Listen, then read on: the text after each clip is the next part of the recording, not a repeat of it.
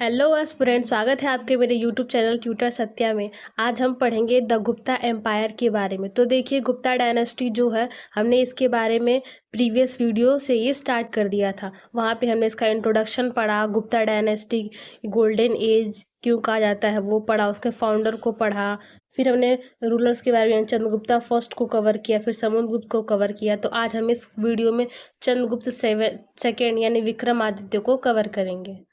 तो जिन जिन बच्चों ने प्रीवियस वीडियोस नहीं देखी है तो पहले वो प्रीवियस वीडियो को वॉच करें ताकि आपका एक बेस बन जाए। चंद्रगुप्ता सेकेंड का टाइम पीरियड था 380 से 415 एडी। तो इस वीडियो में हम इसका इंट्रोडक्शन पढ़ेंगे, एडमिनिस्ट्रेशन पढ़ेंगे, अचीवमेंट पढ़ेंगे, नवरत्नास कौन कौन थे, सोसाइटी, इकोनॉमी, रिलीजियन कैसा था, आर्ट एंड कल्चर के बारे में पढ़ेंगे।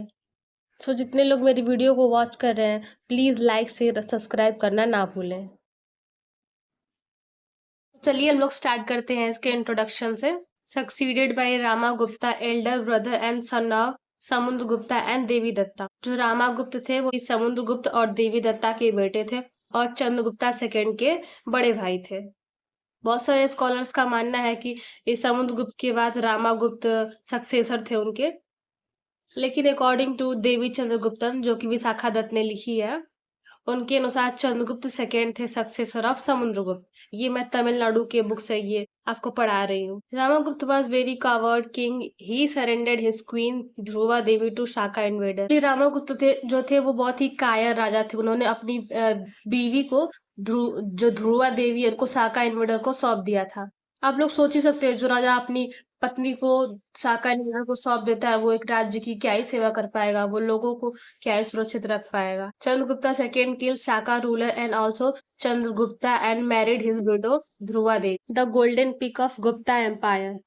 चंद्रगुप्ता सेकेंड के शासनकाल को गुप्त साम्राज्य का स्वर्ण युग माना जाता है और इसके बारे में उन्हें क्यों ऐसा, इसके बारे में मैं बोल रही हूँ आगे वीडियोस में बताऊंगी आपको। He also known by the title Vikramaditya, ruled for very short period. जो चंद्रगुप्ता सेकेंड थे वो बहुत ही शॉर्ट टाइम पीरियड के लिए ही राज करते हैं। Only Gupta ruler to issue copper coin. इस टाइम पीरियड पे ही कॉपर क्वाइन इंट्रोड्यूस किया गया था, लेकिन अकॉर्डिंग टू तमिलनाडु बुक जो रामागुप्त थे उन्होंने कॉपर कॉइन को इशू किया था। चंद्रगुप्ता सेकेंड का एडमिनिस्ट्रेशन कैसा था वो हम देखते हैं।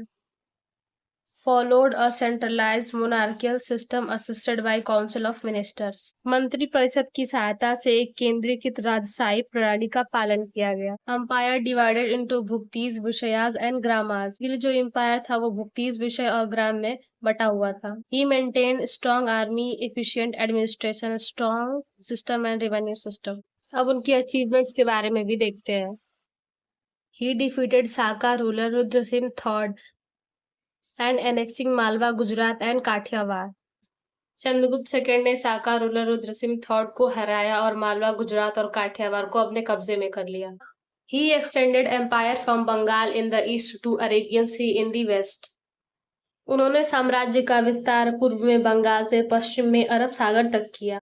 जैसा कि मैंने इंट्रोडक्शन में बताया था कि चंद्रगुप्ता सेकेंड के शासनकाल को गुप्त साम्राज्य का स्वर्ण युग माना जाता है, तो मैं भी बताऊंगी क्यों माना जाता है। अगर आप वर्ल्ड के मैप में देखेंगे, जो गुजरात है, गुजरात वाला रीजन है, उसको कब्जा करने के बाद वहां के सारे पोर्ट्स से जो चंद्रगुप्ता सेकेंड थे वो वेस्टर्न कंट्री से ट्रेड किया करते थे। ट्रेड और कॉमर्स बढ़ गया। एक तो वो इंडिया की चीजों को वेस्टर्न कंट्रीज में बेचा करते थे, तो वेस्टर्न कंट्रीज के लोग कुछ तो देंगे, तो वो वहां के लोग सोना दिया करते थे इंडिया को। चंद्रगुप्ता सेकंड ने बहुत सारे सोने के प्रकार के सिक्कों को अपने राज्य में चलवाया था। He married Kuber Naga of Naga dynasty and married his daughter Prabhavati Gupta to Rudrasena second, जो वाकाटक प्रिंस थे। चंद्रगुप्ता सेकेंड ने भी मैरिज अलायंस बनाया अपने एम्पायर को फैलाने के लिए। इन्होंने कुबेर नागा से शादी की जो कि नागा डायनेस्टी की प्रिंसेस थी, और उन्होंने अपनी बेटी प्रभावती गुप्ता की शादी रुद्रसेन सेकेंड से की जो कि वाकाटक प्रिंस थे। जो वाकाटकास थे और जो गुप्ता एम्पायर के रूलर थे उनका रिलेशन हम अगले चैप्टर में पढ़ेंगे, तो उसमें हम आपको वाकाटकास के बारे में बहुत डिटेल में बताएंगे। अगर हम इनके टाइटल के बारे में बात कर ले तो उन्हें देवगुप्ता, देवराजा, देवर्षि, परम भागवत, नरेंद्र चंद्र और विक्रमादित्य, जो कि उन्हें ग्रेट कॉन्क्वेस्ट के बारे में नई उपाधि दी गई थी। तो तीसरी महत्वपूर्ण अचीवमेंट थी उनकी गोल्ड कॉइन। और वो भी बहुत सारे प्रकार की उन्होंने गोल्ड कॉइन अपने राज्य में चलवाए थे। सबसे पहला है अश्वरोही टाइप, छत्रधारी टाइप, चक्र विक्रम टाइप, etc। मतलब इन्होंने इतने प्रकार के सोने के सिक्के को जारी किया था। रत्नास के बारे में देखेंगे, जिसे 9 जेम्स भी कहा जाता है। सबसे पहले कालिदास, जो कि एक पोएट और ड्रामेटिस्ट थे, कवि और नाट्यकार थे। अमर सिंह, जो कि एक लेक्सियोग्राफर थे, मतलब संस्कृत का शब्दकोश लिखते थे। धनवंती, जो कि एक फिजिशियन थे। वरामीरा, जो एस्ट्रोनॉमर एस्ट्रोलॉजर थे। घटकरना, जो कि एक पोएट थे और ये फनी राइटिंग्स करते थे, जैसे चुटकुले वगैरह लिखते थे। अरारुचि, जो कि एक ग्रामेरियन थे, मतलब संस्कृत व्याकरण को सरल और सुलभ बनाया था इन्होंने। शापानक, जो कि एक एस्ट्रोलॉजर थे। शंकु, जो कि एक आर्किटेक्चर थे, उन्होंने गुप्ता एम्पायर की वास्तुकला को एक नई ऊंचाई दी। अल्बर्ट, जो कि एक फिलोसोफर थे। और चंद्रगुप्ता सेकंड के टाइम पीरियड पे ही फाहियान इंडिया को विजिट करने आते हैं, और ये हमें उनकी ट्रेवलॉग फोगोजी में पता चलता है। अब उनकी सोसाइटी और इकोनॉमी की बात कर ले तो period of peace, prosperity and stability. उस टाइम पीरियड पे शांति और स्थिरता थी। Flourish trade and commerce both island and overseas with Roman Empire and South East Asia. Chandragupta second के टाइम पीरियड पे ट्रेड रोमन एम्पायर और साउथ ईस्ट एशिया तक होता था। Use silver, copper and gold coin.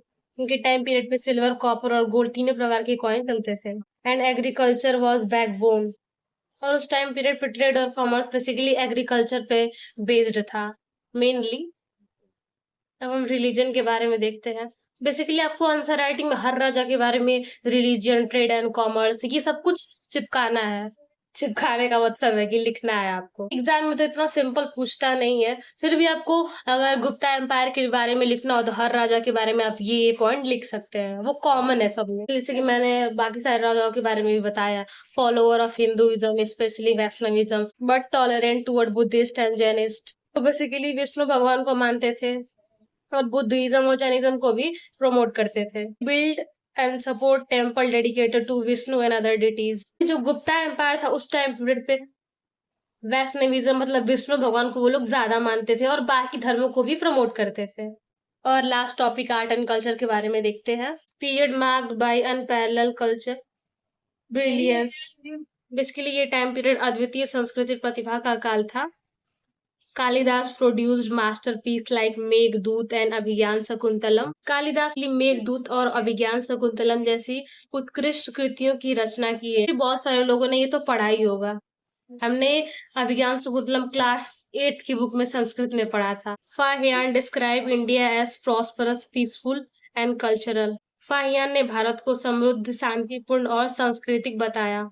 Development of Nagar style of temple. उस time period पे नागर शैली के मंदिरों का विकास हुआ। नागर शैली मतलब जो अयोध्या में राम मंदिर जिस शैली पे बना है उसे नागर शैली कहते हैं। और लास्ट में जाते जाते एक सवाल भी पूछती हूँ राम मंदिर पे। आप लोग कमेंट में बताइएगा राम मंदिर की स्थापना कब हुई थी। तो आज का टॉपिक हमारा यही खत्म होता है। मिलते हैं अगली वीडियो में अगले राजा के बारे में। अगर आपको मेरी वीडियोस अच्छी लगे तो लाइक, शेयर एंड सब्सक्राइब जरूर करें।